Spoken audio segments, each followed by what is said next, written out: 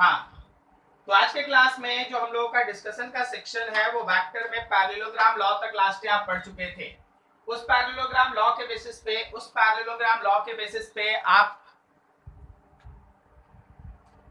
कुछ डिराइवेशन भी किए थे, कुछ इक्वेशंस को भी डिराइव किए थे। आज हम लोगों का काम ये है कि हम लोग है ना कुछ उसके ऊपर बेस्ट न्यूमेरिकल सॉल्व करेंगे, फिर धीरे धीरे आगे बढ़ेंगे। ठीक है। अच्छा, आपको हम दो तीन चीज है ना जो रिवाइज करा देना चाहते हैं ताकि आपको फिर से वो है ना कभी आपको प्रॉब्लम ना करे। तो ये सब न्यूमेरिकल्स है जो आज हम लोग को सॉल्व करना है। क्या हम लोग पैरेललोग्राम लॉ में जो लास्ट डे डिस्कस किए थे डेरिवेशन ऑफ पैरेललोग्राम लॉ, इसमें एक बहुत अच्छा डेरिवेशन हुआ था। इसमें आपको ये बताया गया था कि अगर हम लोगों के पास दो वेक्टर है, सपोज ये वेक्टर ए है, ये वेक्टर बी है, और उनके बीच का एंगल थीटा बनता है, तो आप इन दोनों वेक्टर से मिला के एक पैरेललोग्राम बनाएंगे। उस पैरेललोग्राम का जो डायगोनल होगा वो इन दोनों वेक्टर के रिजल्टेंट को रिप्रेजेंट करता है। जो हमारे रिजल्टेंट का मैग्नीट्यूड है, लास्ट ये पूरा डेरिवेशन हुआ था, this is under root a square plus b square plus 2ab cos theta. क्या याद है आप लोगों? और रिजल्टेंट वेक्टर जो हमारा a के साथ एंगल बनाता है, मान लो ये अल्फा एंगल बनाता है, तो हम लोग उस tan अल्फा का भी फार्मूला डिराइव किए थे, b sin theta divided by a plus b cos theta. Very good, b sin theta divided by a plus b cos theta. यहाँ तक ये पूरा डेरिवेशन हो चुका है, जिसमें स्मॉल a लिखने का मतलब है a वेक्टर का मैग्नीट्यूड, b लिखने का मतलब है b वेक्टर का मैग्नीट्यूड, और थीटा का मतलब है दोनों वेक्टर्स के बीच का एंगल। तो जब कभी भी आपको रिजल्टेंट का मैग्नीट्यूड निकालना पड़ेगा, you can use root under a square plus b square plus 2ab cos theta. Okay. Let's start the continuing match. Pakai nak maki as pada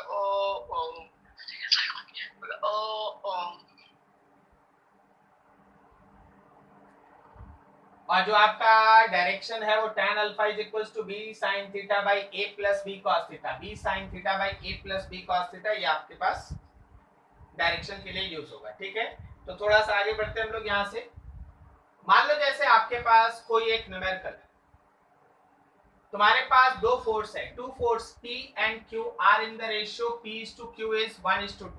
मतलब आपके पास P और Q दो फोर्स है और इसका रेशियो है 1:2। आप यहाँ से ये मान सकते हैं कि अगर हमारे P वेक्टर का मैग्नीट्यूड है x, तो हमारे Q वेक्टर का मैग्नीट्यूड है 2x।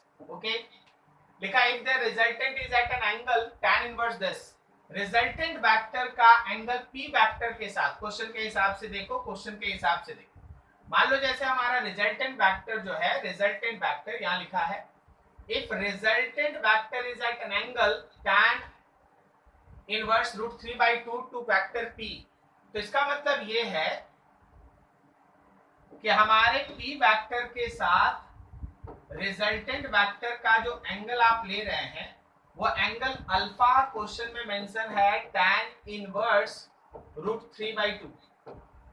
तुमको क्या करना है, angle between P and Q find out करना है। P और Q के बीच का जो एंगल है वो फाइंड आउट करना है, P और Q के बीच का जो एंगल है वो फाइंड आउट करना है। क्या आप लोग ये सीखे हैं? tan alpha is equals to, देखो अगर P वेक्टर के साथ अल्फा बना है ना, अगर P वेक्टर के साथ अल्फा बना है, जैसे क्वेश्चन खुद ही तुमको बता रहा है कि P और रिजल्टेंट के बीच का एंगल अल्फा है, तो आप फॉर्मूला में लिखेंगे Q sin theta by P plus Q cos theta, Q sin theta by P plus Q cos theta. आप यहां से लिख सकते हैं Q sin थीटा, अच्छा Q के जगह पे क्वेश्चन के हिसाब से देखो, Q के जगह पे अगर आप ध्यान से देखो तो क्या हम लोग Q के जगह पे 2x और P के जगह पे x लिख सकते हैं? तो यहाँ हो गया 2x sin theta divided by x plus 2x cos theta.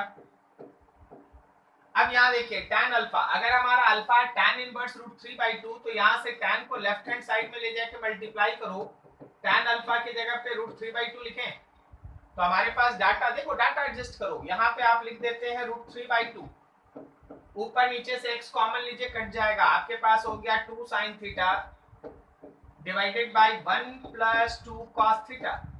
अब आप यहां से सॉल्व करें, आप इसको खुद से सॉल्व करेंगे और सॉल्व करने के बाद आप थीटा का वैल्यू फाइंड आउट करें, जो आपका थीटा आएगा वही answer, find theta.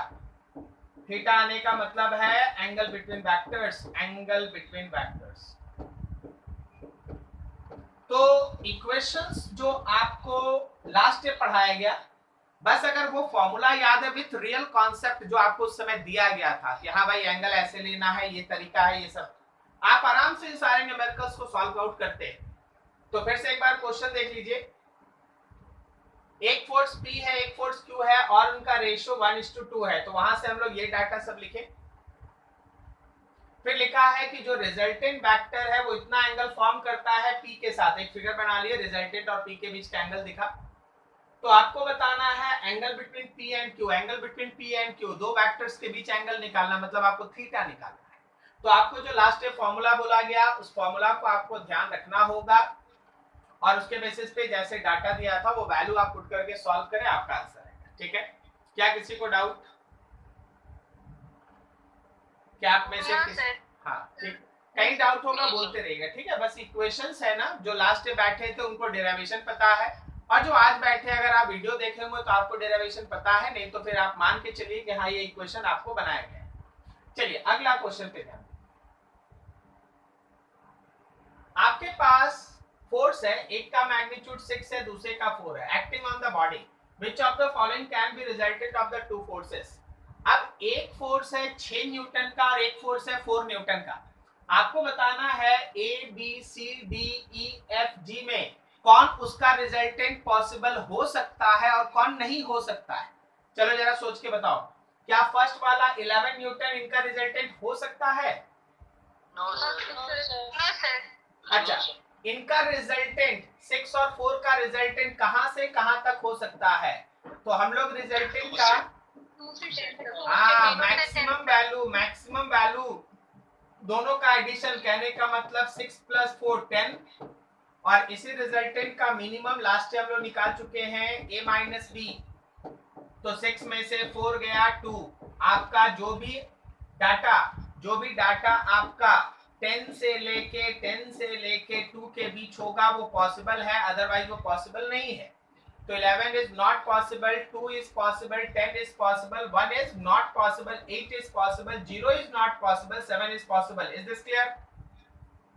Yes sir. तो ये हम लोग दोनों लास्ट ईयर कर रखे थे, उसके बेसिस पे डिस्कशन। चलो लिखा है the resultant of two forces of magnitude this and this makes 90 degree with the smaller force. मतलब फिर से देखो कि जो रिजल्टेंट है वो छोटे वाले फोर्स के साथ, मान लो छोटा वाला फोर्स को P और बड़े वाले फोर्स को Q लिख दिए, तो जो मेरा रिजल्टेंट फोर्स है वो P वेक्टर के साथ 90 बनाता है। रिजल्टेंट फोर्स जो है वो छोटे वाले फोर्स के साथ परपेंडिकुलर है। क्वेश्चन में मेंशन, अच्छे से पढ़ो, क्वेश्चन को पढ़ने का कोशिश करो। क्वेश्चन में mention the resultant of two forces of magnitude 4 and 4√2 Newton makes 90 degree with the smaller, 90 degree with the smaller. तो स्मॉलर कौन था, P था या Q था? कौन था? P। तो रिजल्टेंट और P के बीच का एंगल 90। चलिए एक फिगर बनाते हैं, जरा गौर कीजिए। क्या हम लोग यहाँ पे ऐसे लिख सकते हैं कि जो मेरा रिजल्टेंट वेक्टर है वो P वेक्टर के साथ 90 बनाया, मतलब जो अल्फा है वो 90 है, सही है। अभी हम आपसे एक चीज ऐसे ही जनरल पूछना चाहते हैं, आपको ऊपर क्वेश्चन दिखाने का इसके लिए जरूरत नहीं। अब बताइए तो कि अगर रिजल्टेंट इस लाइन पे है तो Q इसके लेफ्ट में होगा या इसके राइट में होगा? लेफ्ट। हाँ वेरी गुड, लेफ्ट में होगा। जब आप Q इसके लेफ्ट में बनाएंगे ना, तभी इस Q का और P का जो आपका पैरेललोग्राम है R उसके डायगोनल पे आएगा। क्या मेरी बात समझ में आई? Yes sir. केवल इतना सिंपल सा नॉलेज रख के आप एक बात का डिसीजन ले सक रहे हैं कि P और Q के बीच का जो एंगल होगा, जो वेक्टर्स के बीच का एंगल होगा वो 90 से बड़ा होगा। P और Q के बीच का जो एंगल आप देख रहे हैं यहाँ से यहाँ तक, थीटा, वो 90 से बड़ा आएगा ना। आंसर जो भी आएगा 90 से बड़ा आएगा ना। ठीक है, आपको तो निकालना ही है angle between those two forces. तो जो भी आपका आंसर आएगा वो 90 से बड़ा होगा। ये सब नॉलेज रखने से फायदा आपको ये होता है कि अगर चार ऑप्शन, जब आप कंपटीशन में चारों ऑप्शन देखते हैं तो उसमें से कोई अगर 90 से छोटा है, कोई 90 से बड़ा है, तो आप 90 से छोटा वाले पे कुछ दिमाग मत लगाइए, वो हो ही नहीं सकता। आपका जो भी आंसर होगा वो 90 से बड़ा होगा। ये आपके जनरल नॉलेज से आप निकाल चुके, अभी आप कोई कैलकुलेशन नहीं किए। ठीक है, तो ये सब फायदा होता है, ये सब तरीका डिस्कस करना। अब यहाँ पे देखो हम डाटा मेंशन करें, P का मैग्नीट्यूड 4 न्यूटन, जो Q है उसका मैग्नीट्यूड 4√2 न्यूटन। ये सब क्वेश्चन में मेंशन है, ऊपर देखिएगा ध्यान से, आपको क्वेश्चन में दिख जाएगा, ये रहा 4√2। और जो आपका अल्फा है वो 90 डिग्री है, थीटा हम लोगों को निकालना है। ठीक है, अभी जरा गौर करो भाई, सबको यहाँ से ध्यान से।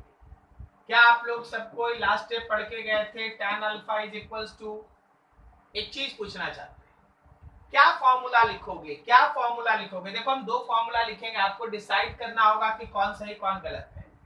P sin theta by Q plus P cos theta formula सही है, या फिर Q sin theta by P plus Q cos theta ये सही है? बोलो कौन सा सही है according to this situation. Very good very good very good, क्योंकि मेरा P वेक्टर और R वेक्टर के बीच का एंगल अल्फा है, P वेक्टर और R वेक्टर के बीच का एंगल अल्फा है, सो ये वाला पॉसिबल नहीं होगा, P वाला अकेले रहना चाहिए और ये होगा बिल्कुल सही। तो आपको पता चल गया है भाई कि tan alpha is equals to Q sin theta by P plus Q cos theta आपको लेके चलना है। अब सुनिए, क्वेश्चन ये कहता है, अकॉर्डिंग टू क्वेश्चन अगर आप जाइएगा तो अल्फा है 90, और आप सबको शायद पता हो कि tan 90 is not defined. Is this clear? Yes sir. अच्छा, ये सोचो सब कोई कि अगर tan 90 नॉट डिफाइंड है तो ये पॉसिबल कैसे होगा? सो इसका मतलब ये है कि Q sin theta by P plus Q cos theta is not defined. अगर ये नॉट डिफाइंड आ रहा है तो ये कब पॉसिबल होगा कि ये नॉट डिफाइंड आ जाए? जब ये denominator numerator denominator P plus Q cos theta 0 हो। बोलो सही है? किसी भी चीज में किसी भी रेशियो में अगर नीचे वाला टर्म 0 होगा तो वो नॉट डिफाइंड होता है, इनफिनाइट होता है। बोलो सही है? तो ये तभी पॉसिबल है, ये तभी आपका पॉसिबल है अगर P plus Q cos theta का वैल्यू हो जाए 0। इसका मतलब Q cos theta is equals to minus P, या फिर cos theta is equals to minus P by Q हो जाए। हम तो आपको बोलेंगे, हम आपका अपना सजेशन दे रहे हैं कि आप ये फॉर्मूला डायरेक्ट याद रखें, क्योंकि आपको बहुत सारा न्यूमेरिकल मिलना है जिसमें रिजल्टेंट जो है वो किसी एक वेक्टर पे परपेंडिकुलर होगा। जैसे इस क्वेश्चन में क्या था कि रिजल्टेंट जो है वो P के ऊपर परपेंडिकुलर था, तो आप देखिए cos थीटा का जो फॉर्मूला आया उस cos थीटा में माइनस P बाई Q है, P ऊपर है Q नीचे है, माइनस P बाई Q है। Is this clear? अब आप क्वेश्चन के थ्रू जाइए और मैग्नीट्यूड पुट कीजिए, 4 और 4√2, क्या ये -1/√2 आया? कोई बता सकता है कि cos का वैल्यू -1/√2 कब होता है? 1 वेरी गुड 135 डिग्री।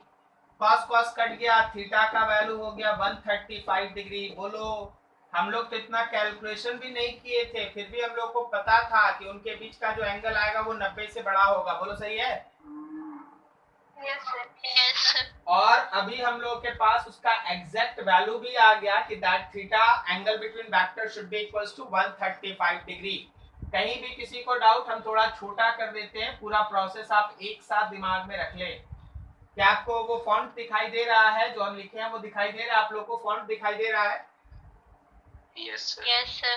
ठीक है, आराम से देखिए। पहले क्वेश्चन को पढ़ के हम डिसाइड कर लिए कि कौन सा वेक्टर किस पे परपेंडिकुलर है। तो आर जो था वो पी पे परपेंडिकुलर था। फिर ये डिसीजन लिए कि क्यू भाई किधर होगा, तो क्यू इसके लेफ्ट में निकला। तो हम लोग को पता चल गया था कि एंगल जो भी होगा वो 90 से बड़ा होगा। अब यहाँ से पी क्यू इन सब का जो डाटा था वो मेंशन कर लिए बढ़िया से। हम लोग tan अल्फा का फॉर्मूला था, हमको पता था कि स्टूडेंट्स है ना कंफ्यूज हो जाता है। p sin theta by q plus p cos theta ले कि q sin theta by p plus q cos theta ले। बिल्कुल आप सही स्ट्राइक किए कि ये वाला लेंगे जिसके साथ एंगल रहता है उसमें कोई ट्रिग्नोमेट्री नहीं रहता, तो ये वाला सही था। उसको लेके प्रोसीड किए। अल्फा 90 था, tan 90 का वैल्यू नॉट डिफाइंड कैटेगरी में आता है और ये तभी पॉसिबल है जब डिनोमिनेटर का वैल्यू 0 हो। सॉल्व किया, हमारे पास थीटा आया। Is this clear? कहीं कोई डाउट है पूछ लो, कहीं किसी को डाउट है you can ask that. No sir. No sir. ठीक, नो सर। अब ऐसा ही न्यूमेरिकल देखिए, आपको ये एक न्यूमेरिकल बताया गया ना। अब आप जो भी बुक बनाइएगा, कभी भी अगर रिजल्टेंट किसी दिए गए वेक्टर पे 90 रहा, ए पे 90, बी पे 90, कभी बड़ा फोर्स पे 90, कभी छोटा फोर्स पे 90, आपको दिमाग खुला रखना चाहिए कि सर एक न्यूमेरिकल बताए हैं जिसमें रिजल्टेंट अगर किसी वेक्टर पे परपेंडिकुलर होगा, then how we have to proceed, कैसे हम लोगों को प्रोसीड करना है, ये क्वेश्चन में दिया है। तो हम लोग को ये तरीका अडॉप्ट करना है उस समय। ठीक है, चलिए आगे बढ़ते हैं। नेक्स्ट क्वेश्चन, ध्यान से देखिए। यहाँ पे दो वेक्टर है p और q है, arranged in such a way that they form adjacent sides of a parallelogram as shown in figure. आपके पास फिगर दे दिया है, उसमें बोला है कि ठीक है भाई अरेंजमेंट है। हम एक बार फिर से सारे वेक्टर्स का एरो हेड क्लियरली बना देना चाहते हैं ताकि आप उसमें कुछ ना बोल पाए। अच्छा, एक चीज पूछना चाहते हैं, आप लोगों को ट्रायंगल लॉ याद होगा, आप लोग ट्रायंगल लॉ पढ़े, पैरेललोग्राम लॉ पढ़े। ये दो लॉ यहाँ हम लगाना चाहते हैं। क्या हम यहाँ पे पैरेललोग्राम लॉ से क्या लिख सकते हैं कि resultant r will be equals to a plus b। देखो तो ये जो r है वो सॉरी p और q, सॉरी p और q, a और b नहीं, p और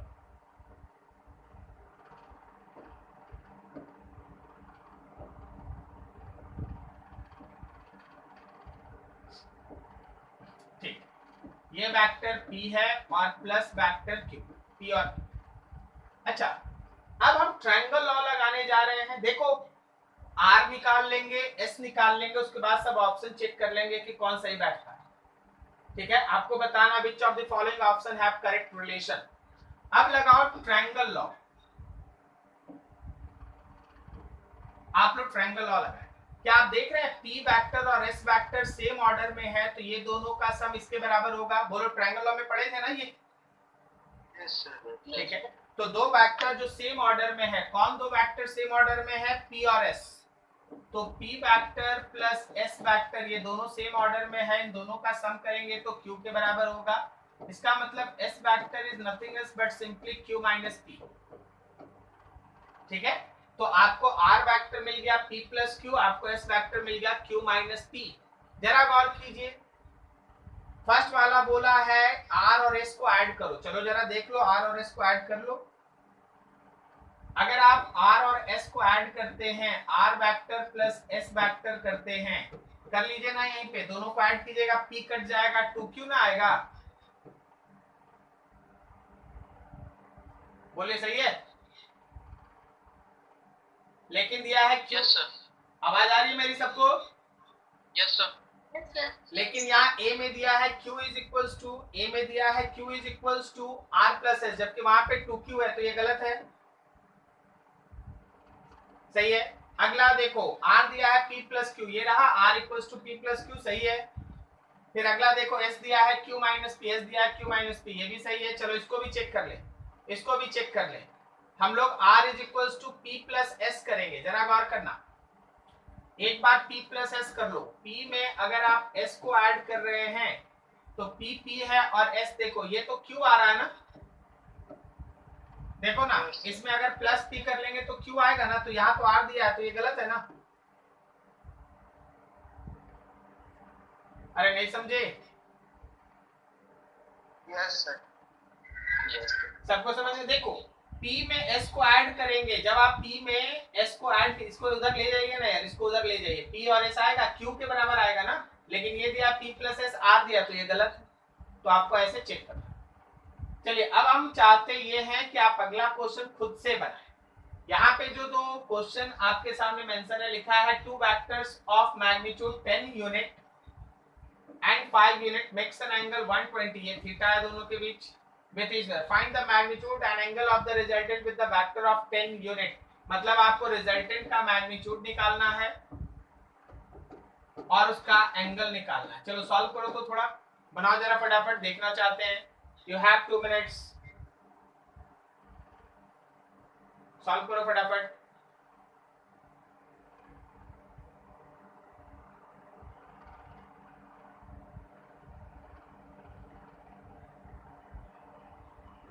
ट्राई करो, फॉर्मूला जो आप बेसिक पढ़े उसको यूज कीजिए।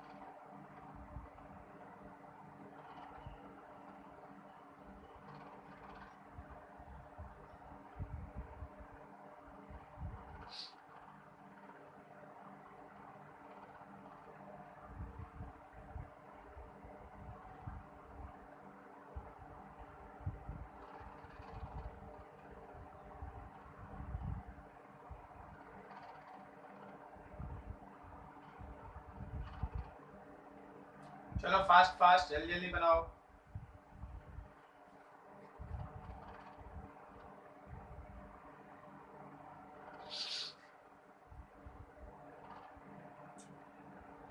कितना आया आयुष सॉल्व के? सर 5√3। 5√3 आ गया। चलिए ठीक है, और भी सब कोई? का तो 5√3 आ गया। तो यस सर 5√3 होगा। हाँ ठीक है, देखो ना यहाँ पे आंसर दिया है ना, ये तुम्हारे सेकंड क्वेश्चन का आंसर है 5√3। Very good. 30 डिग्री देखो, चेक करो 30 आ रहा है या नहीं आ रहा। यस सर आ गया। ठीक, यस सर 30 डिग्री।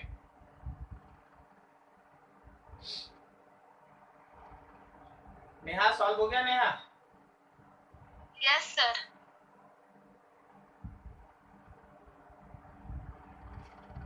राजकुमार आपके भैया हैं? Yes sir. ठीक। Find the magnitude and angle of resultant with vector of 10 unit magnitude. I hope so सबका बन गया, या किसी का नहीं बना उनके लिए 2 मिनट का। अक्षत कुछ बोल रहे हो? अक्षत सर बन गया। Okay very good. नाज हो गया?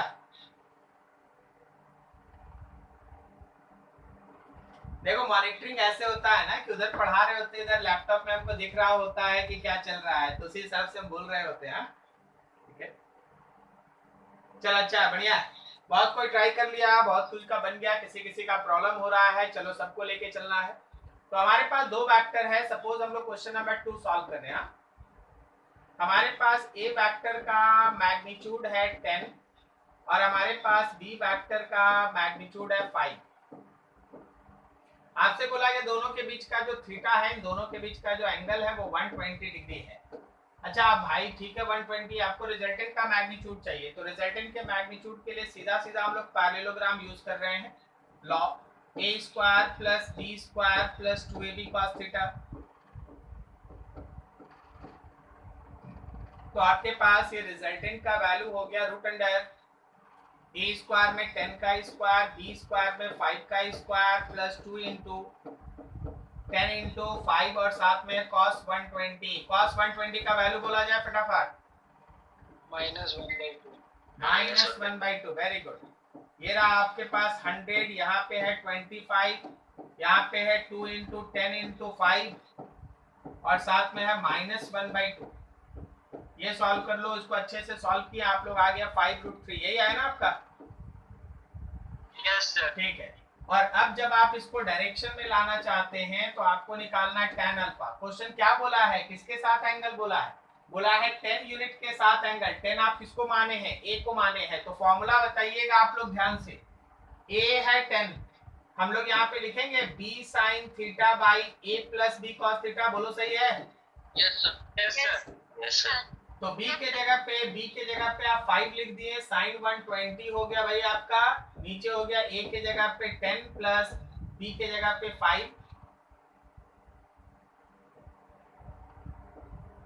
b के जगह पे हो गया 5 cos 120। सॉल्व कर लीजिए, जो आएगा वही आंसर। और आपका कहना है कि अल्फा आया है 30 डिग्री, मतलब 1/√2 आया, 1/√3 आया।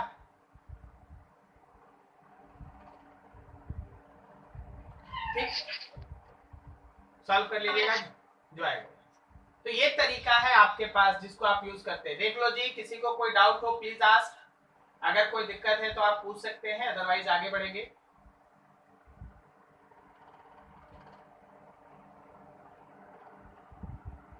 बोलो ठीक है? Yes sir. चलिए अच्छा, ठीक, चलिए आगे बढ़ते हैं, एक नए टॉपिक की तरफ बढ़ते हैं। Multiplication of a vector by scalar. जब आप किसी वेक्टर को किसी स्केलर क्वांटिटी नंबर से मल्टीप्लाई करते हैं, उसका लॉजिक क्या होगा वो हम लोग सीखने जा रहे हैं। जब आप किसी वेक्टर को, कॉन्सेप्ट सीखिए, इधर नोट्स बनाइएगा, उधर से कॉन्सेप्ट इधर सीखिए। मान लीजिए हम लोगों के पास ये कोई एक ए वेक्टर है, सपोज ये ए वेक्टर। अब हम लोग इस ए वेक्टर को किसी स्केलर से मल्टीप्लाई करते हैं। सपोज आप एक नया वेक्टर बी बनाते हैं, एक नया वेक्टर बी बनाते हैं, और वो आप के को ए में मल्टीप्लाई करके बनाते हैं, के को ए में मल्टीप्लाई करके बनाते हैं। अब मेरी बातों को बहुत ध्यान से समझना, हम यहाँ पे 4 अलग अलग केस लिखेंगे, बहुत केयरफुल रहना, चीजों को समझना। देखो, एक केस मानो ऐसा है कि के है पॉजिटिव, फिर तुम्हारे पास है के है निगेटिव। देखो, के पॉजिटिव होने का मतलब है कि बी का जो डायरेक्शन है वो सेम होगा एज ए। बोलो सही है? अगर वहां पे नंबर पॉजिटिव आया, अगर वहां पे कोई नंबर पॉजिटिव है, तो जो डायरेक्शन ए वेक्टर का है वही डायरेक्शन बी वेक्टर का भी होगा। और अगर वहां पे जो नंबर आपको के दिखाई दे रहा है वो नेगेटिव है, तो बी का जो डायरेक्शन है अपोजिट हो। हाँ बिल्कुल सही, in opposite of vector A, वो ए के अपोजिट में होगा। तो प्लस माइनस का मतलब ऐसे समझिएगा कि अगर प्लस है तो जो हमारा नया वेक्टर बन रहा है, बी नया वेक्टर है, ए पुराना वेक्टर है, जो नया वेक्टर बी बन रहा है उसका वही डायरेक्शन है जो हमारे पुराने वेक्टर ए का है। और अगर निगेटिव आ गया, निगेटिव नंबर से आप मल्टीप्लाई कर रहे हैं, तो जो नया वेक्टर बन रहा है वो पुराने वेक्टर के अपोजिट डायरेक्शन में है। तो प्लस माइनस का ये मतलब होगा। और दूसरा कॉन्सेप्ट होता है मैग्नीट्यूड को लेकर। अगर आपका के ग्रेटर देन 1 है, के जो है वो 1 से बड़ा है, ठीक है, के अगर 1 से बड़ा है तो तैयार रहना कि बी का जो मैग्नीट्यूड होगा वो ए के मैग्नीट्यूड से ज्यादा होगा। बोलो सही है? अगर हम यहाँ 2 से मल्टीप्लाई कर दे, 3 से मल्टीप्लाई कर दे, 10 से मल्टीप्लाई कर दे, तो बी का मैग्नीट्यूड ए से ज्यादा ना आ जाएगा?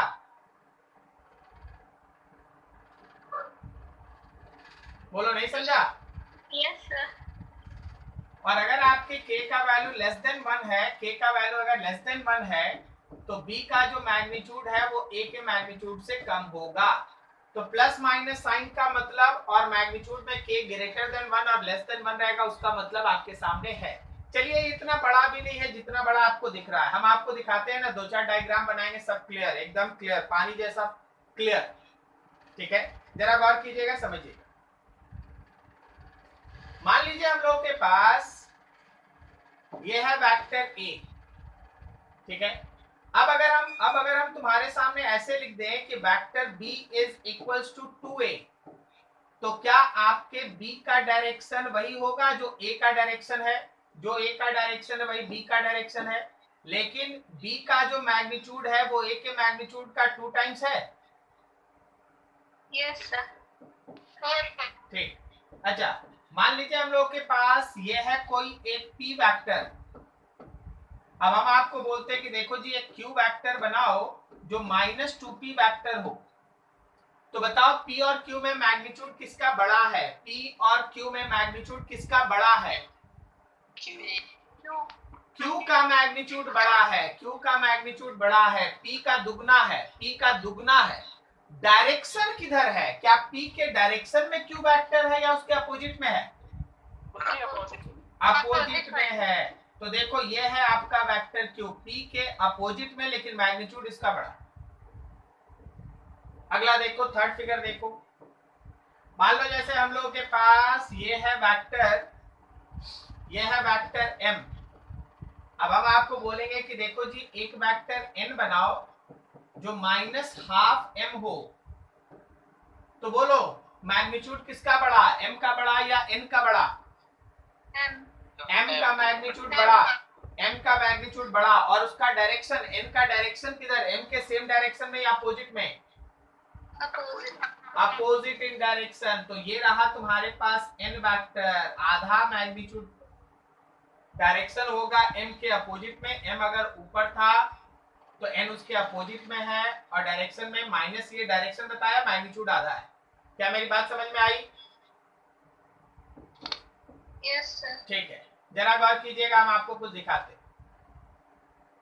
ये मेरे पास है एक वेक्टर जिसका नाम है सपोज p वेक्टर, और ये मेरे पास है एक vector q vector.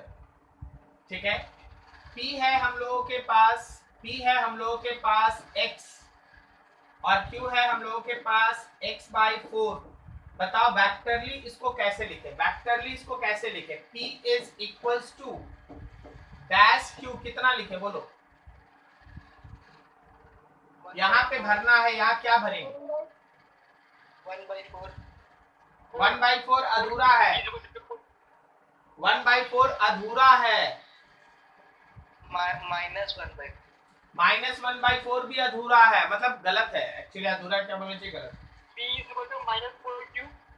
p equals to -4q। Very good. अरे यार तुम यहाँ अगर 1/4 लगा रहा तो तुम p को छोटा दिखा रहा है। एक्चुअली p होना चाहिए -4q। अरे नहीं समझा? q के जगह x/4 पुट कर, q के जगह x/4, 4 कट जाएगा, -x आ जाएगा ना, ये अपोजिट इन डायरेक्शन और x मैग्नीट्यूड। Yes sir. आप लोग को चीज थोड़ा दिमाग खुला रखना चाहिए। आप किससे मल्टीप्लाई कर रहे समझिएगा तब ना। अब आप लोग बोल दिए कि सर एक क्वेश्चन और दीजिए, जब आप अधूरा आंसर दिए तो एक क्वेश्चन और दीजिए। मान लीजिए ये है मेरे पास एक वेक्टर, इसका नाम है सी वेक्टर, और ये है मेरे पास एक वेक्टर, इसका नाम है D vector. D vector actually मान लो हमारे पास है 2x, और ये है x। बताओ हम लोग क्या लिखे? C vector is equals to dash d vector. क्या लिखे बोलो?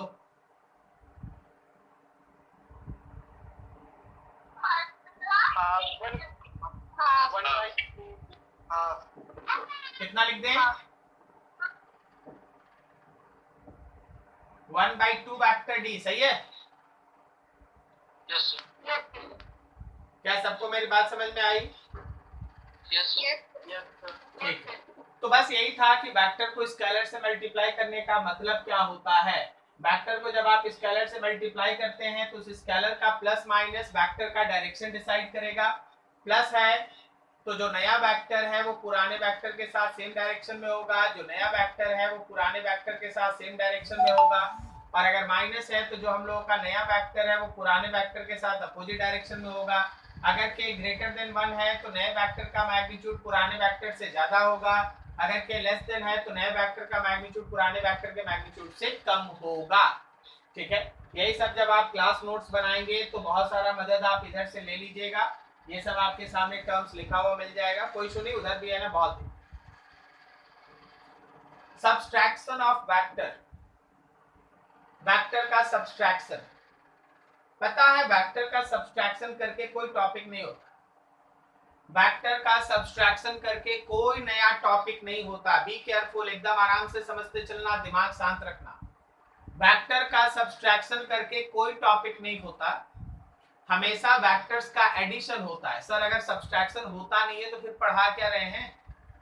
वेक्टर का सब्सट्रैक्शन एक्चुअली एक वेक्टर को जब आप दूसरे वेक्टर के रिवर्स डायरेक्शन के साथ जोड़ते हैं, जब आप एक वेक्टर को दूसरे वेक्टर के रिवर्स डायरेक्शन के साथ जब आप जोड़ते हैं, तो जो आपको नया क्वांटिटी मिलता है, जो आपको नया रिजल्टेंट मिलता है, वो वेक्टर का सब्सट्रैक्शन होता है।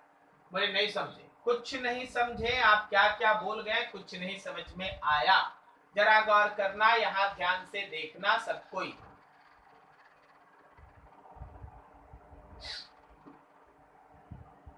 थोड़ा देख रहे थे कि कैसे बनाने से थोड़ा ज्यादा देख,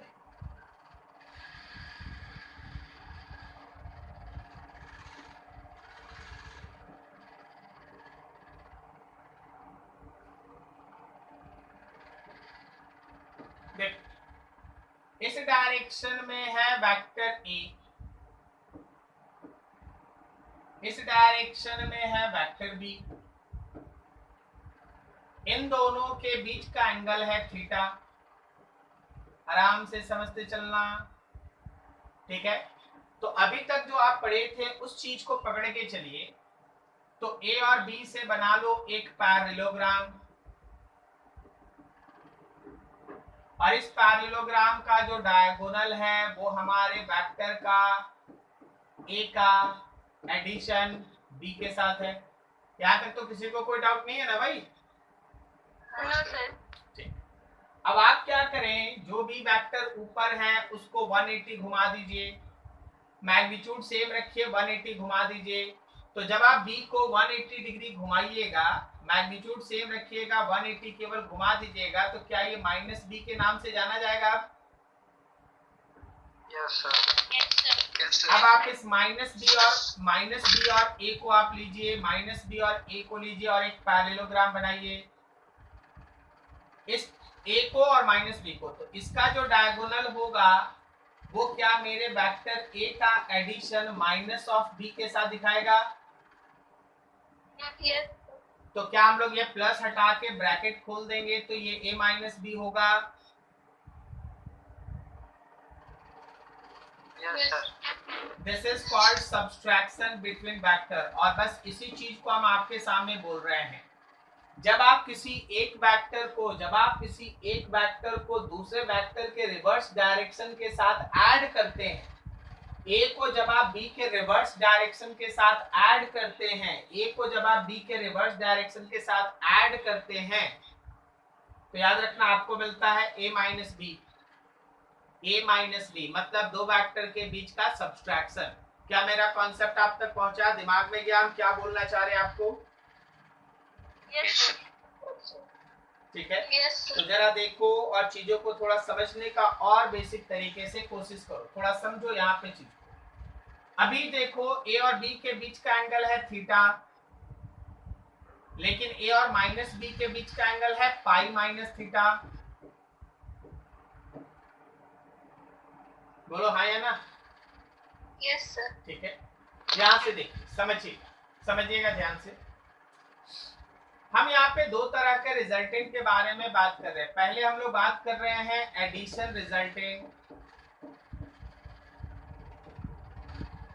रिजल्टेंट, जिसमें आप करते हैं R is equals to A plus B.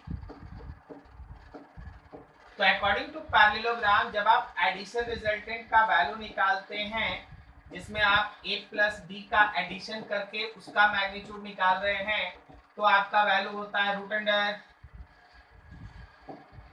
a square plus B square plus 2ab cos theta. ये चलता है जी आपका। लेकिन आज सोचो, अगर हम लोग इसका सब्सट्रैक्शन रिजल्टेंट सोचें, अगर हम लोग इसका सब्सट्रैक्शन रिजल्टेंट सोचें तो इसका मतलब होता है s जो और कुछ नहीं है a माइनस बी है। a माइनस बी का मतलब है a का एडिशन माइनस बी के साथ। तो लॉ तो वही पैरेललोग्राम वाला ही लगेगा, लेकिन एंगल हम लोग a और माइनस बी के बीच लेंगे। तो जब आप यहां से सब्सट्रैक्शन का मैग्नीट्यूड निकालेंगे, a माइनस बी का मैग्नीट्यूड निकालेंगे, तो आपको मिलेगा under root a square plus B square plus 2ab। बताओ a और माइनस बी के बीच का एंगल कितना लेगा? पाई माइनस थीटा। पाई माइनस थीटा, वेरी गुड, पाई माइनस थीटा लेंगे। कोई हमको बता रहा है कि cos पाई माइनस थीटा का वैल्यू कितना होता है? बोलो बोलो। Minus theta. Minus cos theta, minus cos theta. Minus cos theta. Cos pi minus theta का वैल्यू होता है माइनस कॉस थीटा। तो जब आप इस फॉर्मूला को सिंप्लीफाई करें तो ये आता है under root a square plus B square minus cos theta होने से minus 2ab cos theta, minus 2ab cos theta. तो आज से आप लोग सबको ही दिमाग में रखिएगा, वेक्टर का एडिशन रिजल्टेंट होता है, वेक्टर का एडिशन रिजल्टेंट होता है root under a square plus B square plus 2ab cos theta, और वेक्टर्स का सब्सट्रैक्शन रिजल्टेंट होता है root under a square plus B square minus 2ab cos theta. ठीक है, एडिशन रिजल्टेंट का मतलब होता है a और b का एडिशन, और सब्सट्रैक्शन रिजल्टेंट का मतलब होता है a और माइनस b का एडिशन। सब्सट्रैक्शन रिजल्टेंट का मतलब होता है a और माइनस b का एडिशन। ठीक है, अच्छा यहां तक समझ गया आप? किसी को कोई डाउट यहां तक? No sir. ठीक, अभी हम आपसे एक चीज पूछना चाहते हैं, जरा गौर कीजिएगा, सबको अच्छे से ध्यान से देखिएगा। अगर हम आपसे ये पूछते हैं कि बताओ जी कौन सा ऐसा एंगल है वेक्टर्स के बीच, ए वेक्टर और बी वेक्टर के बीच का एंगल हम लोग कितना रखें कि जितना मैग्नीट्यूड उसके एडिशन रिजल्टेंट का आएगा उतना ही मैग्नीट्यूड उसके सब्सट्रैक्शन रिजल्टेंट का भी आएगा? बताओ, कोई बता सकता है direct value? 90 degree. 90 degree, very good. Question क्या कह रहा है? हम आपसे ये बोल रहे हैं for angle theta equals to 90। जब आप थीटा का वैल्यू 90 लेते हैं तो याद रखिए कि जो एडिशन रिजल्टेंट का मैग्नीट्यूड है और जो सब्सट्रैक्शन रिजल्टेंट का मैग्नीट्यूड है दोनों बराबर आता है। कोई पूछ सकता है कि सर आपको कैसे पता? बस कुछ नहीं किए, बस वैल्यू पुट कर दी। एडिशन रिजल्टेंट में इधर लिख दिए हैं root under a square plus B square plus 2ab cos theta, और सब्सट्रैक्शन रिजल्टेंट में लिख दिए root under a square plus B square minus 2ab cos theta. थोड़ा सिंपल सा मैथमेटिक्स चलाइए, रूट दोनों तरफ कैंसिल, ए स्क्वायर से ए स्क्वायर कट गया, बी स्क्वायर से बी स्क्वायर कट गया, तो लेफ्ट हैंड साइड में बचा है 2ab cos थीटा, और राइट हैंड साइड में बचा है minus 2ab cos theta. Right वाला निगेटिव लेफ्ट में ले आए तो हो गया 4ab cos theta is equals to 0। तो ये 0 तभी होगा जब cos थीटा का वैल्यू 0 हो, और cos 0 कब होता है? तो cos 90 degree.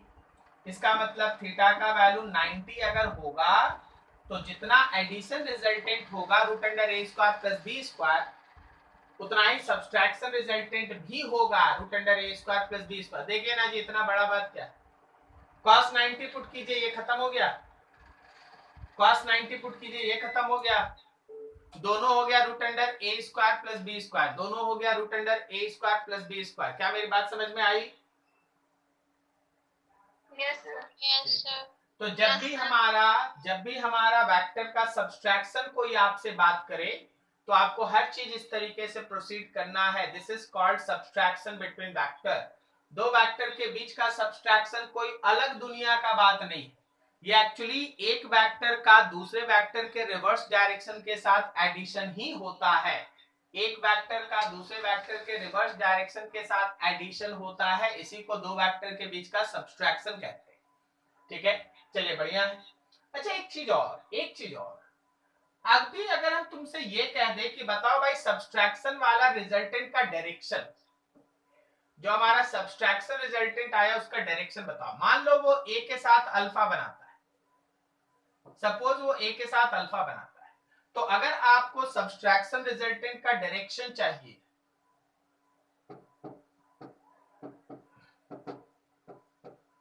For direction of S, subtraction resultant का डायरेक्शन चाहिए, लेट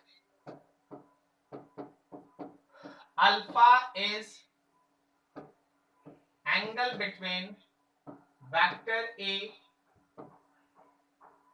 एंड सब्सट्रैक्शन रिजल्टेंट। देखो भाई सब्सट्रैक्शन रिजल्टेंट कोई दूसरे दुनिया का बात नहीं हो रहा है, ये सिंपल सा जो अभी तक आप पैरेललोग्राम लॉ पढ़े हैं उसी का फॉर्म है।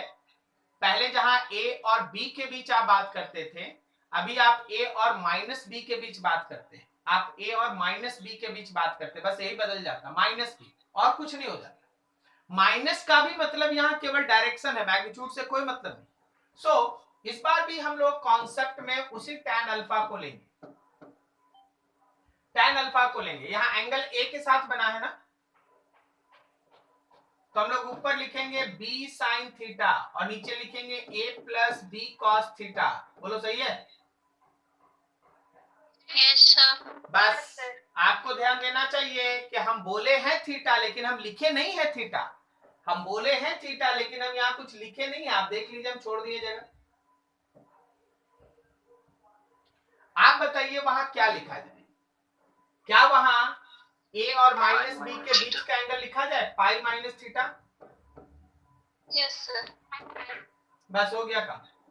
अब इसी को आप पढ़िएगा, ताम झाम में अलग अलग तरीके से ये वो लन फन सब तरीके से बताया गया, आपको एकदम इतना ही सीख करना। आपको बस ये देख लेना है कि आप एंगल किसके साथ ले रहे हैं, तो ए और एस के बीच ले रहे हैं, तो ए रहेगा बिना ट्रिग्नोमेट्रिक रेशियो का b sin theta by a plus B cos theta. Theta में आप क्या लेंगे, ए और माइनस बी के बीच का एंगल लेंगे, ए और माइनस बी के बीच का एंगल लेंगे। क्या मेरी बात आप तक पहुंच रही है सही सही? Yes sir. ठीक। Yes sir. तो आपको जब ये सब चीज आप देखेंगे तो आपको अलग अलग तरीके से आपको दिखेगा। तो देखो भाई सब्सट्रैक्शन रिजल्टेंट का मतलब हो गया ए का एडिशन माइनस बी के साथ, यहाँ पे है ये सब चीज नीचे लिखा हुआ है।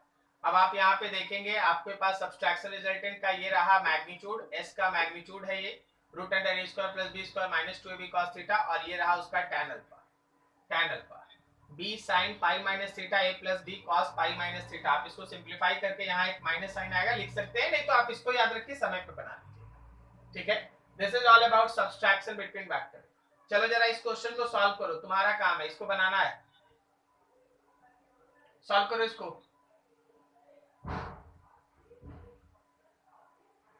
एक बार एडिशन रिजल्टेंट का मैग्नीट्यूड बताना है, एक बार सब्सट्रैक्शन रिजल्टेंट का मैग्नीट्यूड बताना है। चलो लग जाओ फटाफट।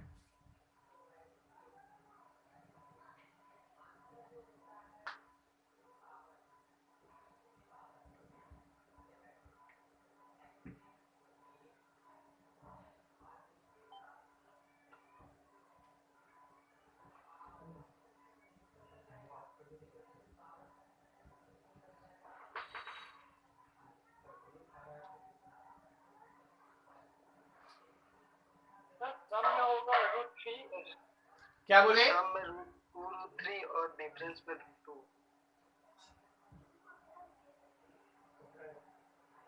सम में 2√3 बोल रहे हो और डिफरेंस में क्या बोल रहे हो, 2 बोल रहे हो? यस। हाँ वेरी गुड, सही है, बिल्कुल सही।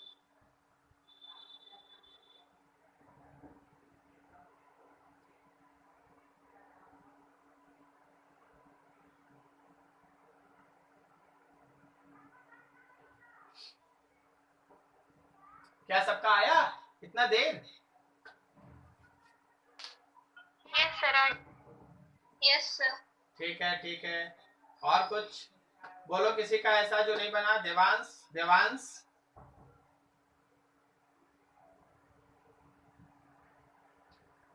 हर्षवर्धन, समझ में आ रहा हर्ष?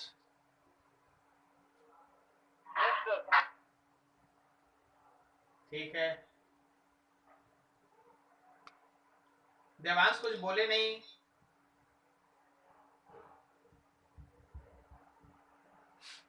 खुशी सिंह, हाँ ठीक है। खुशी सिंह समझ में आ रहा? खुशी, यस सर। चलो सॉल्व करो, देखो आंसर आ रहा है। Yogesh, Sumit,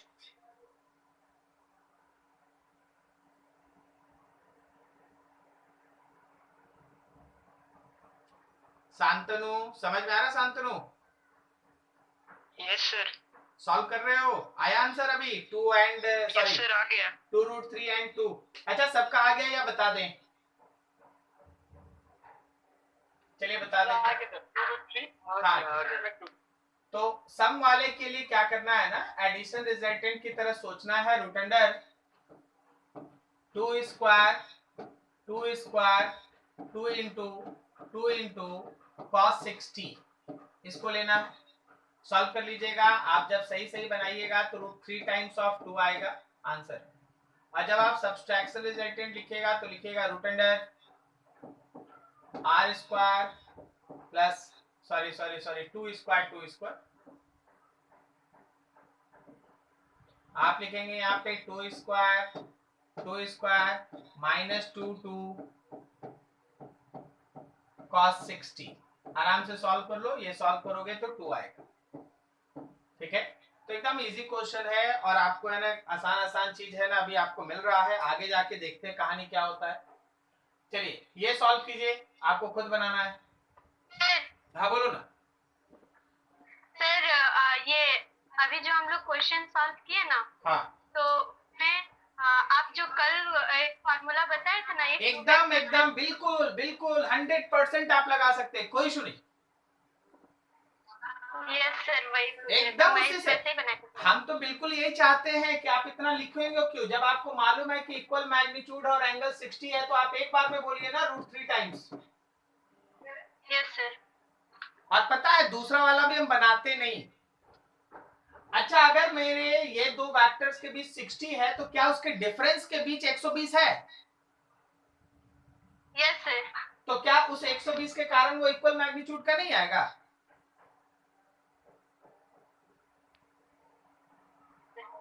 yes sir. याद आया? पिछले दिन आपको बताया था ना कि अगर इक्वल मैग्नीट्यूड रहेगा तो 60 डिग्री है तो √3 टाइम्स होगा, और 120 डिग्री है तो सेम मैग्नीट्यूड होगा। Yes sir. तो अगर दो वेक्टर के बीच का एंगल 60 है तो उसके डिफरेंस के बीच का एंगल 120 है, बोलो है कि नहीं? Yes sir. हाँ, तो आप डायरेक्ट 60 और 120 के कॉन्सेप्ट पे भी आंसर लिख दे। हम तो यही चाहेंगे कि आप ऐसे ही काम करें, इससे आपका समय बचता है, आगे सोचने के लिए ज्यादा समय मिलता है दूसरे क्वेश्चन पे। चलिए अब इसको बनाइए, थोड़ा इस पे दिमाग लगाइए, इस पे सोचिए थोड़ा सब कुछ।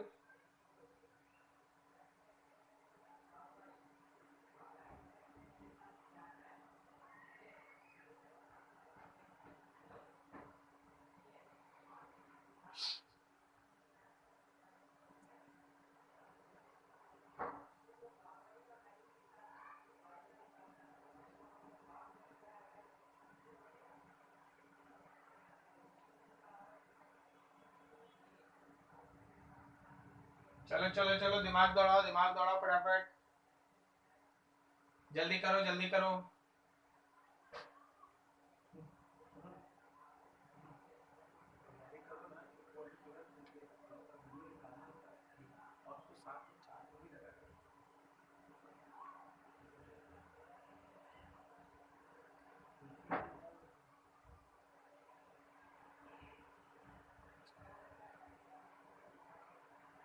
चलिए जी, हो गया।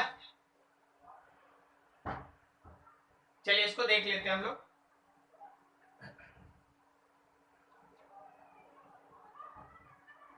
चलिए लिखा है it is given that a plus b equals to c. क्या आप डिसीजन ले पाए कि c जो है वो रिजल्टेंट है?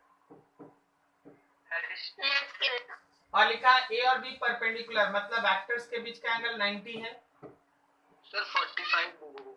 ठीक है, अगर a का वैल्यू 10 है, c का वैल्यू 20 है तो b चाहिए, मतलब रिजल्टेंट r एडिशन रिजल्टेंट है या सब्सट्रैक्शन? एडिशन है। Root under a square plus b square plus 2ab cos theta में 90 पुट किए, ये c का वैल्यू है 20 अंडर सॉरी यहाँ इक्वल होगा, हाँ a के जगह पे है 10 का स्क्वायर और यहाँ है b का स्क्वायर, ये cos 90 होने से ये पूरा टर्म हो गया है 0। सॉल्व कर दिए भाई, इधर हो गया लेफ्ट हैंड साइड में 400 हो गया, यहाँ पे 100 हो गया और प्लस b स्क्वायर हो गया, ये इधर चला आया 300 is equals to b square, या फिर आप b बोल सकते हो 10√3, बोलो सही है। Yes, sir. अब आपको एंगल निकालना है c और a के बीच। c और a कहने का मतलब रिजल्टेंट एंड a के बीच, c और a कहने का मतलब है रिजल्टेंट और a के बीच, तो क्या हम लोग यूज कर लें tan alpha is equals to, बोलो फॉर्मूला, तुम बोलो इस बार, tan alpha is equals to क्या फॉर्मूला लिखेंगे, r और a के बीच एंगल चाहिए, तो sir B cos B sin theta by a plus b cos b sin theta by a plus b cos theta, सही है। तो हमारे पास b का वैल्यू अभी आप निकाल चुके थे 10√3, sin थीटा की जगह पे 90, नीचे a का वैल्यू आपके पास है 10 प्लस 10√3 cos 90 का वैल्यू 0। सॉल्व कर दो, क्या ये tan alpha is equals to √3 आ रहा है, यस 60 डिग्री। किस किस का सही, किस किस का सही, यस सर। देवांश का सही, वेरी गुड, आयुष का सही, वेरी गुड आयुष, नाज भी सही। आप लोग हाथ उठाएंगे हमको पता चल जाएगा, ठीक है, रेज योर हैंड, हाँ वेरी गुड, सुमन का भी सही, खुशी का सही, वेरी गुड, बहुत कोई है, देवांश है, नाज है, आयुष है, साक्षी है, शीतल है, गुड, बहुत कोई। तो ऐसे ही काम होता है, और जिनसे सही नहीं हुआ why it is not correct, आप बताएं, कहीं आपको समझने में दिक्कत हुआ है या कुछ ऐसा प्रॉब्लम है, प्लीज से दैट। कोई डाउट किसी का,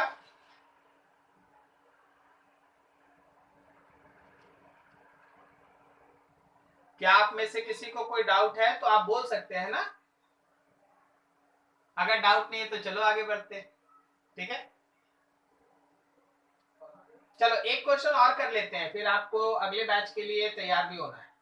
देखो हमारे पास a वेक्टर और b वेक्टर है और बोला है c is the resultant of a plus B, c जो है वो a प्लस बी का रिजल्टेंट है। बहुत अच्छे से जो आप पिछले दिन पढ़े होंगे उसके ऊपर ये क्वेश्चन अच्छा है, बहुत अच्छा क्वेश्चन। जब हम लोग लिखेंगे c square equals to a square plus b square, तो क्या a और b के बीच का एंगल 90 होगा, बोलो सही है ना, Yes, sir. ठीक है। Yes, sir. अब अगर हम लोग a और b के बीच का एंगल बढ़ाते हैं, देखना सुनना, अगर हम लोग a और b के बीच का एंगल बढ़ाते हैं तो रिजल्टेंट बढ़ता है या घटता है, घटता, रिजल्टेंट घटता। तो जैसे जैसे आपका एंगल बढ़ेगा वैसे वैसे रिजल्टेंट घटेगा। जरा गौर करना, अगर रिजल्टेंट ये 90 वाला से छोटा है, अगर रिजल्टेंट 90 वाला से छोटा है तो क्या एंगल 90 से बड़ा होगा, यस Yes, sir. ठीक। Yes, sir. अगर रिजल्टेंट ये 90 वाला से बड़ा है, अगर रिजल्टेंट 90 वाला से बड़ा है तो क्या एंगल 90 से छोटा होगा, यस सर। Yes, और yes, sir. अगर रिजल्टेंट a माइनस बी है तो क्या उनके बीच 180 डिग्री बनेगा। Yes. So all four options are correct, हम आपका 2 मिनट और लेना चाहेंगे, ये बहुत अच्छा जगह है, यहाँ पे 2 मिनट और बात कर लिया जाए। अगर मेरे पास a वेक्टर है और b वेक्टर है तो यहाँ रिजल्टेंट सबसे कम होता है a माइनस बी। फिर देखो अगर मेरे पास a वेक्टर और b वेक्टर के बीच का एंगल है थीटा ग्रेटर देन 90, तो यहाँ जो रिजल्टेंट होता है वो root under a square plus b square से छोटा होता है और a square plus b square से छोटा होता है और a माइनस b से बड़ा होता है, बोलो सही है। Yes sir.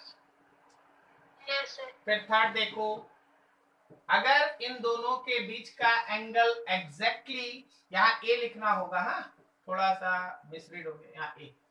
अगर हमारे ए और बी के बीच का एंगल एग्जैक्ट 90 डिग्री है तो मेरा रिजल्टेंट भी exact root under a square plus B square होता है।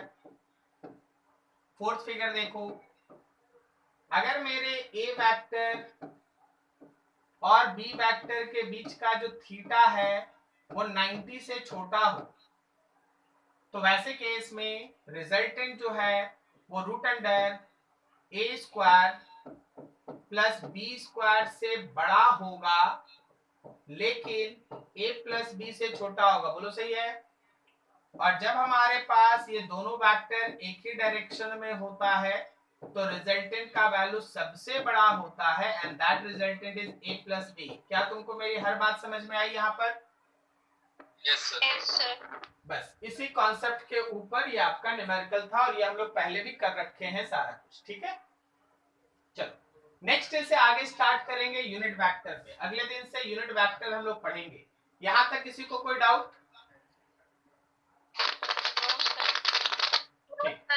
ठीक। अभी देखिए, अभी आपका क्लास अभी अब ऑफ कर रहे हैं क्योंकि अगले टॉपिक में इंटर नहीं करेंगे। 3:30 सबका ज्वाइन करना मस्ट है। 3:30 सबका ज्वाइन करना मस्ट है। हम लोग बेसिक मैथमेटिक्स आज स्टार्ट करेंगे। कोई भी प्लीज मिस मत कीजिएगा, नहीं तो आप आगे दिन से प्रॉब्लम में फंस जाइएगा। प्लीज मेरा रिक्वेस्ट है, देखो कितना बार प्लीज बोल रहे हैं, ठीक है, मिस नहीं कीजिएगा। ओके 3:30 आईडी बता, आईडी हम आपको बता रहे हैं। जस्ट एक मिनट। एक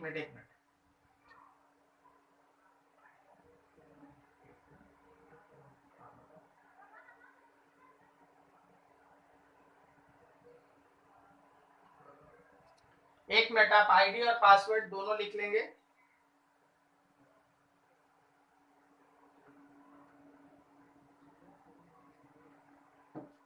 87